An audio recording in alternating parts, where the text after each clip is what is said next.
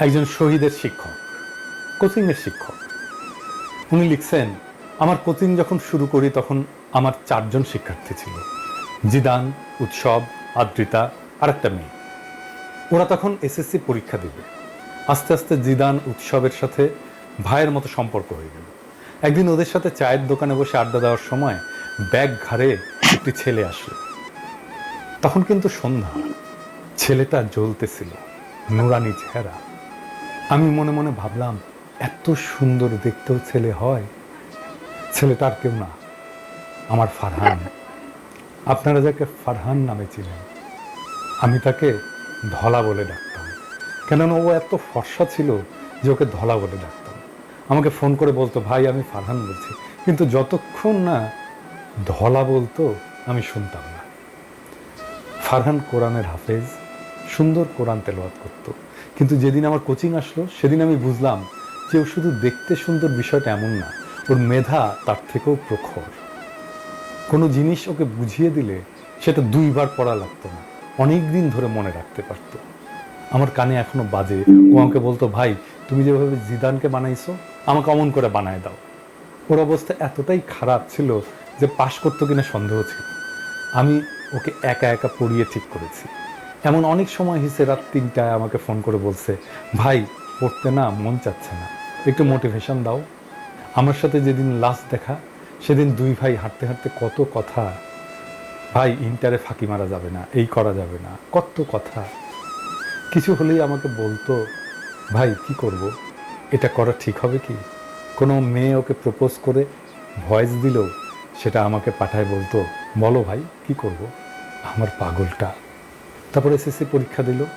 Chemistry পরীক্ষার আগের একদিন ছুটি ছিল। ওর যেহেতু অনেক গ্যাপ ছিল, ও ভয়তে একদিন গ্যাপে একটা লাইনও পড়েনি। এবার আসছে আমার কাছে পরীক্ষার আগের দিন। ওই দিন আমি এবং ফারহান, জিদান এদের নিয়ে রাত 11টা পর্যন্ত কোচিংয়ে পড়াইছি। এই দেখেন সেদিন রাতের ছবি।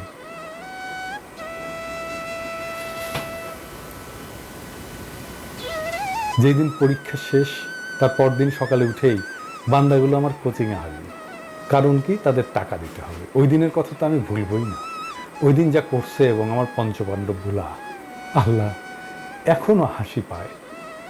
তারপর যেদিন রেজাল্ট দিবে তার আগের দিন রাত 12টা পর্যন্ত আমাকে কোচিংয়ে আটকায় রাখছে। কারণ কি, তার ভয় লাগতেছে সে কি প্লাস পাবে নাকি। আমার কোচিংয়ে সেই বিকাল থেকে এসে বসে আছে। আমি অন্য ব্যাচের ক্লাস নিচ্ছি আর মাঝে মাঝে এদিকে এসে বলতেছে, ভাই প্লাস কি পাবো?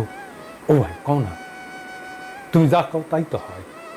ওর প্রেশার দেখে আমি ওকে চায়ের দোকানে নিয়ে গেলাম, গিয়ে চা স্প্রাইট খাওয়াইলাম, আইসক্রিম খাওয়াইলাম এবং কিছু টাকা দিয়ে বললাম আরও খা। পরে অনেক রাতে সে আমাকে ছাড়লো।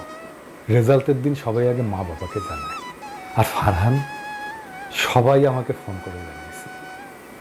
দুপুরে খুশির ঠেলায় আমাকে জড়ায় ধরে কী যে করলো আল্লাহ। তারপর বিকালে ওর খালাকে নিয়ে আসলো মিষ্টি খাওয়ানোর জন্য। ওই যে পাঞ্জাবি পরা ছবিটা ওই দিনের। এরপর শুরু হলো আসল যন্ত্রণা। ভাই আমার গ্যাপ পূরণ করে দাও, আমি এসএসসিতে যা করছি ইন্টারে তা করবো না। নটরডামে পরীক্ষার জন্য কিছুটা প্রিপারেশন নিল, পরে আবার সেই রেসিডেন্সিয়ালে ভর্তি হলো। ফারহানের ইচ্ছা ছিল দেশের বাইরে চলে যাওয়া, কিন্তু আমি ওকে বলছিলাম যে অন্তত ইন্টার দিয়ে অ্যাডমিশন নিয়ে যেন বিদেশে যায়। ও আমার কথাই বলল, ঠিক আছে ভাই আমি অ্যাডমিশন দেবো বুয়েটের জন্য, কিন্তু চান্স পাইলেও কিন্তু বিদেশে যাব। আমি আমার এই পঞ্চপাণ্ডবকে বলছিলাম যে ওদের মধ্যে কেউ বুয়েটে চান্স পেলে আমার R15 বাইক তার। ফারহান আমাকে চ্যালেঞ্জ করছিল যে ও চান্স পেয়ে দেখাবে।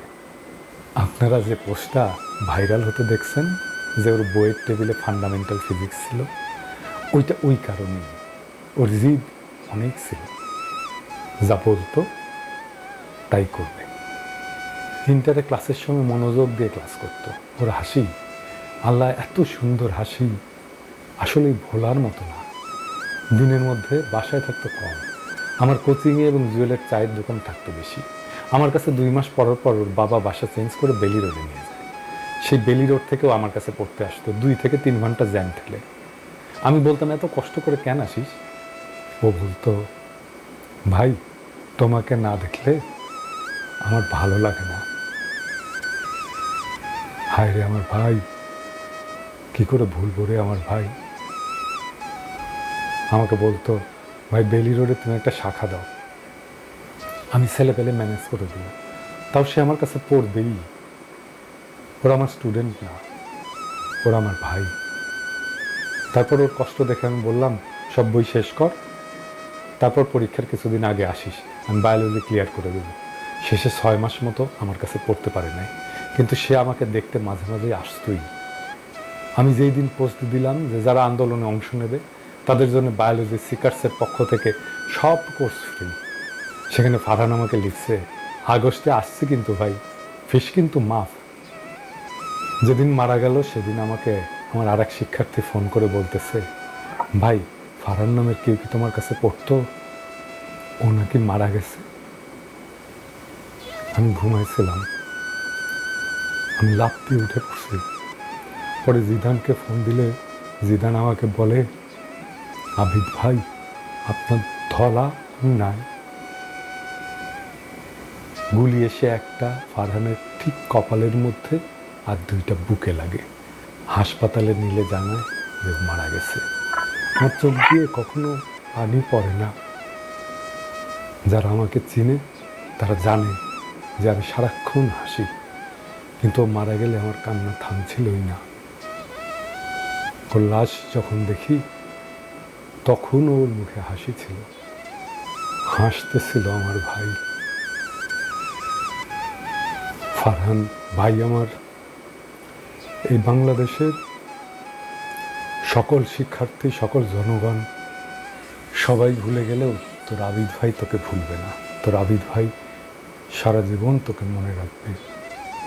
তোর রক্তের বিনিময়ে যে স্বাধীনতা আমরা পেয়েছি সেটি রক্ষার্থে কাজ করবে। ওপারে ভালো থাকিস ভাই, আল্লাহ তোকে জান্নাতুল ফেরদৌস নসিব করুক। সকলে আমার ভাইকে মনে রেখেন, ভুলে যাইয়েন না, ওর জন্য দোয়া করেন। এমন হাজারো তাজা প্রাণের বিনিময়ে আমরা ফ্যাসিবাদকে হটিয়েছি। এই বিজয়কে বেহাত হতে দেব না। ইনকিলাব জিন্দাবাদ।